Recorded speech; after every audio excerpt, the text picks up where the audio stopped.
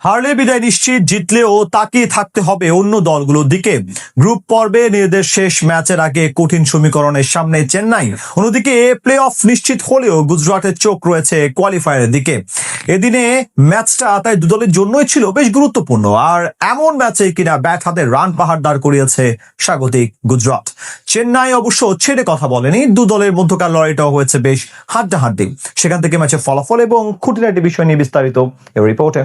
চেন্নাই ও গুজরাটের মধ্যকার ম্যাচটা দু দলের জন্যই ছিল গুরুত্বপূর্ণ। একদিকে চেন্নাইয়ের সামনে সুযোগ রয়েছে প্লে অফে ওঠার, আর অন্যদিকে গুজরাটের লক্ষ্য কোয়ালিফায়ারে খেলা। আর এমন ম্যাচেই কিনা টস ভাগ্যটা জিতে নেয় চেন্নাই, সিদ্ধান্ত নেয় আগে বল করার। তবে টস জেতা ছাড়া আর কোনো কিছুই এরপর পক্ষে যায়নি ঋতুরাজ গায়কোয়াড়ের দলের। শুরু থেকেই দুহাত ভরে রান বেলাতে থাকে তাদের বোলাররা। পাওয়ার প্লে জুড়ে উইকেট তুলতে ব্যর্থ হয় সফরকারীরা, আর এর পুরো ফায়দাটা লুটেছে গুজরাটের দুই ওপেনার।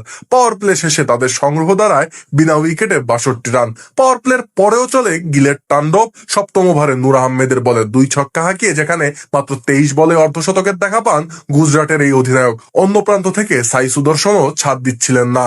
একের পর এক 4 ছক্কায় দুজনে মিলে ইনিংসের 10ম ওভারের প্রথম বলেই দলের রান নিয়ে যান 100-তে। কিছু সময় পর অর্ধশতকের দেখা পান সুদর্শনও। টানা 5 ম্যাচ ধরেই 50 দেখা পাচ্ছেন এই ব্যাটার। তবে পরের ওভারেই ফিরতে হয় গিলকে।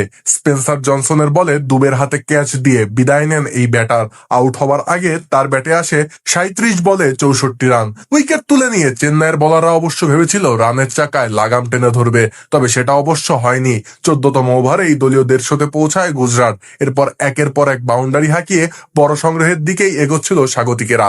এরই মাঝে 18তম ওভারে দলীয় 200 পূর্ণ হয় গিলের দলের। তবে 19তম ওভারে জোড়া আঘাত হানে চেন্নাই। প্রথমে বিদায় নেন 53 বলে 84 রান করা সুদর্শন। পরের বলে রান আউটের ফাঁদে কাটা পড়েন রাহুল তেওয়াটিয়া। সেই ওভারেই অবশ্য ব্যক্তিগত 50 দেখা পান বাটলার। শেষ দিকে এসে সুন্দর 3 বলে 7 ও বাটলারের ব্যাটে ভর করে নির্ধারিত ওভারের খেলা শেষে 4 উইকেটে 229 রানে থামে গুজরাটের ইনিংস। জবাব দিতে নেমে প্রথম বলেই বিদায় নেন স্যামসন। সিরাজের বলেও উইকেটের পিছনে ক্যাচ ধরেন বাটলার। তবে প্রথম বলে উইকেট হারালেও দ্রুত রান তুলছিলেন ম্যাথিউ শট ও ঋতুরাজ গায়কোয়াড়। তবে তৃতীয় ওভারেই সিরাজের বলে ফেরত যান চেন্নাইয়ের এই দলনেতা। বোল্ড হয়ে ফেরেন 7 বলে 16 রান করে। একই ওভারে উর্ভিল প্যাটেলকেও বিদায় করেন এই বোলার। পাওয়ার প্লের শেষ ওভারে ফিরে যান ম্যাথিউ শটও। রাবাদার শিকার হয়ে 24 রানে বিদায় নেন এই ব্যাটার। পাওয়ার প্লেতেই 4 উইকেট হারিয়ে 58 রান তোলে সফরকারীরা। সপ্তম ওভারে ফিরে যান কার্তিক শর্মাও।